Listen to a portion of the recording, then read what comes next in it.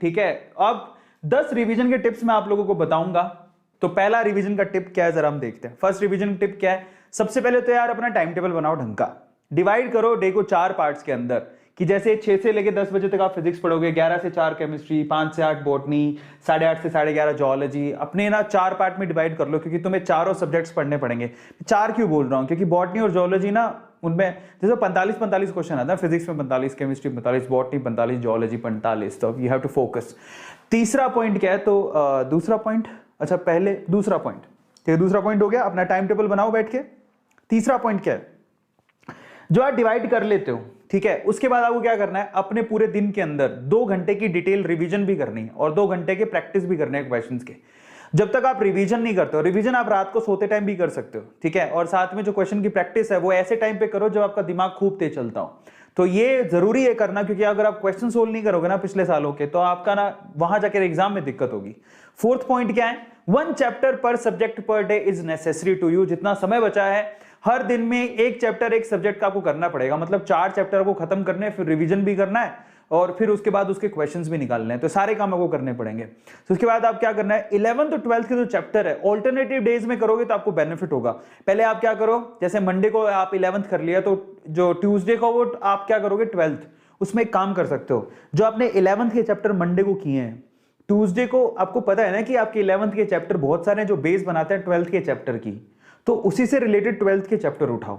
ये सबसे अच्छी स्ट्रेटेजी होती है करने की। जैसे मान लो कि मैंने रिडॉक्स किया 11th का, ठीक है, या केमिकल बॉन्डिंग किया, तो आप रिडॉक्स किए हो तो 12th में इलेक्ट्रोकेमिस्ट्री के ऊपर चले जाओ, केमिकल बॉन्डिंग किए तो आप कोऑर्डिनेशन कंपाउंड के ऊपर चले जाओ, तो आपको बेनिफिट होगा, ठीक है। पांचवा पॉइंट क्या है, पांचवा पॉइंट है मोस्ट इंपोर्टेंट पॉइंट है भाई, फोकस करो इंपोर्टेंट कॉन्सेप्ट्स पर ही, क्योंकि चैप्टर बहुत बड़े हैं और इतने सारे टॉपिक्स हैं, समझ रहे हो, इतने सारे टॉपिक्स हैं, लेकिन इतना तो समय नहीं है हमारे पास। तो आपको क्या करना है, आपको मोस्ट इंपोर्टेंट टॉपिक्स पे फोकस करना है, समझ पा रहे हैं। इसी से मुझे याद आया कि फ्राइडे को मैं आपको एक बहुत बड़ा दीदार करवाने वाला हूं किसी का, है ना। सो फ्राइडे को आना मत भूलना, फ्राइडे को आप लोगों को बहुत बड़ा सरप्राइज दूंगा। छठे पॉइंट की तरफ चलते हैं।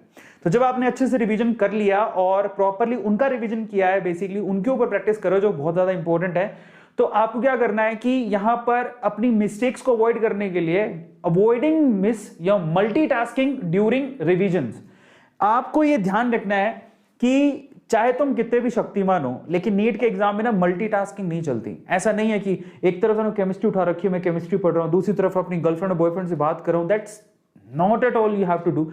आपको ये ना मल्टीटास्किंग नहीं करनी है, समझ रहे हो। या मैं बुक, यहाँ पर मैं कोई यूट्यूब पे वीडियो भी देख रहा हूँ, या मैं कॉफी भी पी रहा हूँ, 2 ही तो हाथ है तुम्हारे, दिमाग एक ही है, तो फोकस एक ही चीज पे करो, rather focusing on different things, वो अच्छी बात नहीं होती।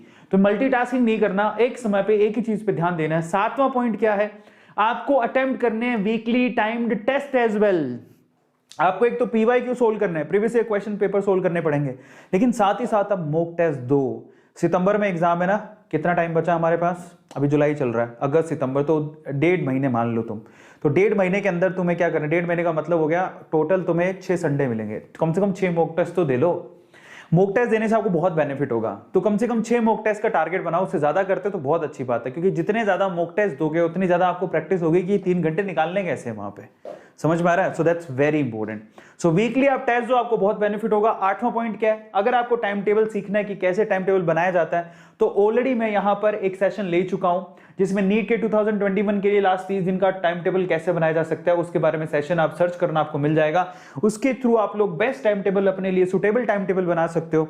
9वां पॉइंट क्या है, सबसे इंपॉर्टेंट पॉइंट है ये, याद रखो, इंसान स्वस्थ होगा तभी कुछ कर पाएगा, और स्वस्थ नहीं होगा तो नहीं कर पाएगा। इन दैट केस अच्छा खाना खाने से, आपको पता है आप हेल्दी कब रहते हो, हेल्दी सिर्फ एक्सरसाइज से नहीं रहते हो, ऐसे ऐसे करके टांगे वांगे हिला ली और बाद में पता लगा ऐसे तुम टांगे वांगे हिलाई है, और थोड़ी देर बाद तुम, जब तुम्हें गर्मी लगने लगती है, तुम यहाँ पर कोका कोला पी रहे हो, पेप्सी पी रहे हो, नहीं, ऐसे समोसा खा रहे हो, कचौरी खा रहे हो, पिज्जा खा रहे हो। अच्छा हेल्दी खाओ यार, हेल्दी खाओ।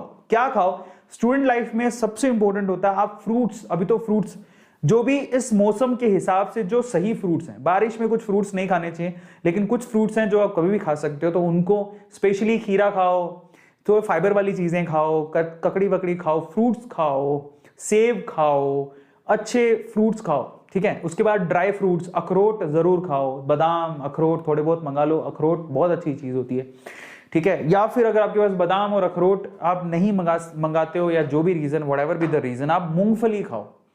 मूंगफली जिसको बोलते हैं वॉलनट, नहीं, मूंगफली को ग्राउंड नट, आप ग्राउंड नट खाओ, वो बहुत फायदा करता है। जितना अच्छा खाओगे उतना आपको बेनिफिट होगा, ठीक है। और अगर मान लो आपको बीच बीच में भूख लगती है, मैं आपको क्या करता हूँ, एक बात बताता हूँ। एक ना वो आता है, क्या बोलते हैं इसको, अरे यार मैं भूल गया, मैं खुद भी घर पे यूज करता हूँ। मूंगफली का जो जैम होता है, क्या बोलते हैं उसे यार, मैं कैसा अनपढ़ गवार हो चुका हूँ। तो क्या बोलते हैं उसे ठीक है, तो होता है, मैं भूल गया हूँ, मैं बताऊंगा तुम्हें।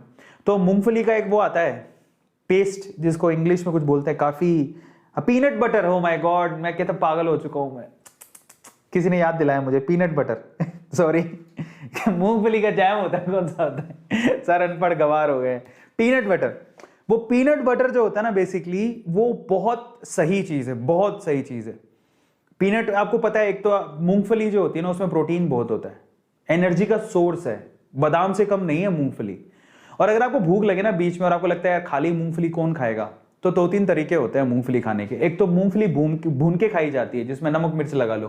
फिर उसके बाद है ना, आप ब्रेड लो, ब्रेड के ऊपर भी आप है ना पीनट बटर लगा के फिर आप उसे खाओ। पीनट बटर बहुत सही चीज है, बहुत सही चीज है, आपके स्वास्थ्य के लिए बहुत अच्छा है। आप और पीनट बटर जरूरी नहीं है कि आप वहां से बाजार से खरीद के आओ, यूट्यूब पे इसकी रेसिपी होती है, आप घर पे भी बना सकते हो। मिक्सी चाहिए उसके लिए, मिक्सी तो होगी, ग्राइंडर होगा घर पे, और थोड़े से मूंगफलियां मंगवा लेना, और फिर कुछ चीज़ें चाहिए होती हैं, उनको ग्राइंड करके आप एक पीनट बटर बना सकते हो। मुझे याद है पाहुल ने एक वीडियो में बनाया था, पाहुल को खुद कुकिंग करता है ना वो, तो उसके चैनल पे पीनट बटर बनाने की रेसिपी थी, और भी बहुत सारे लोग। तो फाइनली आप उनके क्या कर सकते हो, पीनट बटर घर पे बना सकते हो। समझ में आ रहा है? अच्छा खाना खाओगे तो आपको अच्छा होगा, और खराब खाना खाओगे तो फिर उसकी एनर्जी खत्म हो जाती है। 10वां पॉइंट क्या है? 10वां पॉइंट है keep your self motivated and stop being worried. चिंता नहीं करनी है, चिंता चित्ता समान होती है, चिंता ता चिता चिता चिंता ता ता। गाना सुना तुम लोगों ने? उसका मतलब ही यही है कौन सा गाना था वो वाला? चिंता ता चिता चिता चिंता ता ता, मतलब ये कि चिंता करोगे तो चिता के समान, वो बोल भी रहे, चिंता चिता चिंता चिता, समझ रहे हो ठीक है, तो चिंता चिता के समान होती है, तो इसलिए चिंता नहीं करने का है। तो फाइनली आराम से कूल डाउन रहो, सब बढ़िया होगा, अच्छा होगा, टेंशन नहीं लेने का ना देने का। आगे क्या है? What and how you revise now will be most helpful in your exam.